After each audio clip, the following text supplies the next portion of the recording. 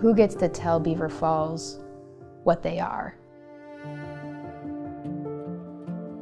What does it mean to thrive and to help others thrive in the places they live? I think there's still like a very tangible history here. And I think we have many, many people in our community who know the stories of our city. People who have worked, in the steel industry, people who have kind of lived through a city in transition. My name is Wendy Welpley, and I'm the Executive Director of the Beaver Falls Community Development Corporation. All of those things of the past could really enhance the ways in which we move into the future. It gives the city a unique sort of story, a unique character, like a unique history that we can build from. If we simply move into the future and kind of throw that away or wipe it away or tear it down, I think we might regret that in the years to come. We might forget our history. It grounds us in something. It roots this city itself in a pretty rich history. A history of not only very, very prosperous days of the past, the struggle, but also the resilience.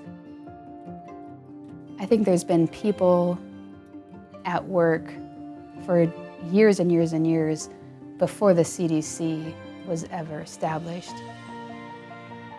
Those of us who are involved with the CDC also want to be a tool towards that vision, right? Want to be a resource that possibly makes it easier for community members to work on some of the projects, the things that are important to them in the city.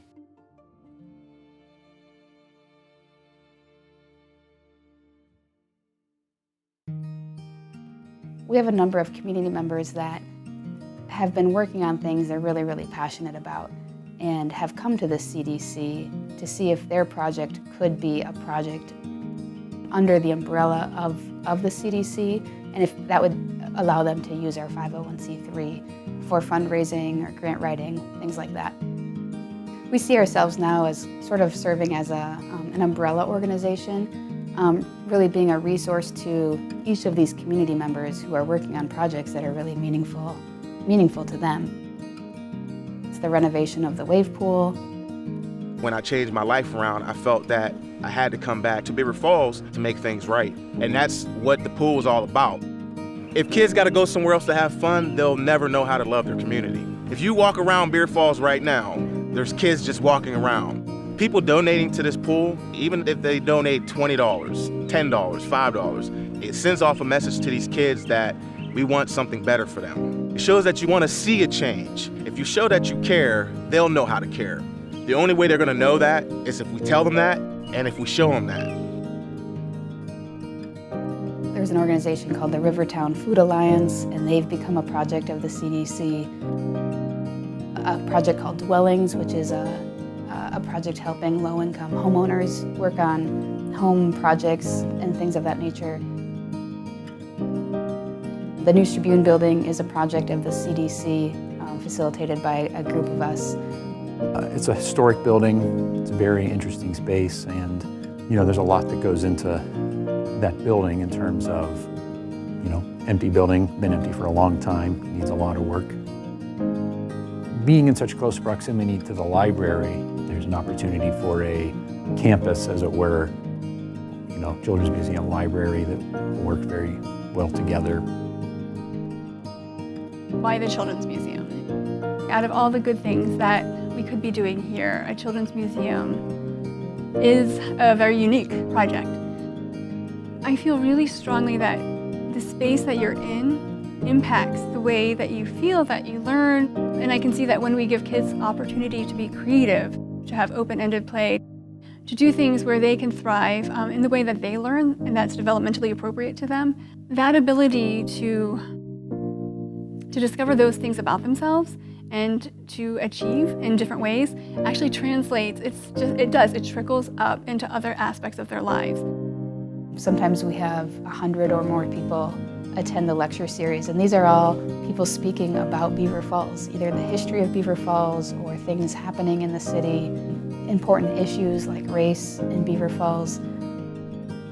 All of these projects are projects of the CDC, although they're completely facilitated by community members who started those projects, are passionate about them, and have the energy to kind of see them through. And so, I get the job of listening to people's interests and their passions and what they want to work on, and simply trying to point them in the right direction or offer resources that we might have, or to step in with some ideas or suggestions or help them find some volunteers. It's really been pretty incredible to hear the ways in which community members themselves want to get to work on things they really, really care about. And so if I can empower that or help to facilitate that process, it's a pretty incredible job, that I get to do. We're a city of incredible vision and lots of assets and resources and ideas and energy to get to work. We're also a city with really, really gifted people. If the CDC can be a part of that work, of working towards that vision, making our cities not just livable, but places where people can really, really thrive, where families can flourish. And of course, I find it very, very meaningful.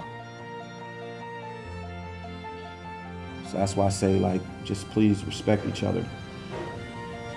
And I'm gonna see every one of you again.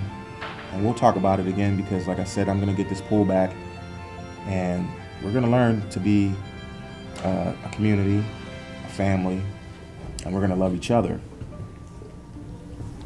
When you get it back, are you gonna be there all the time and run it a little bit? Yeah, I'm gonna be there every single day. So every day that you come up there, you'll see me.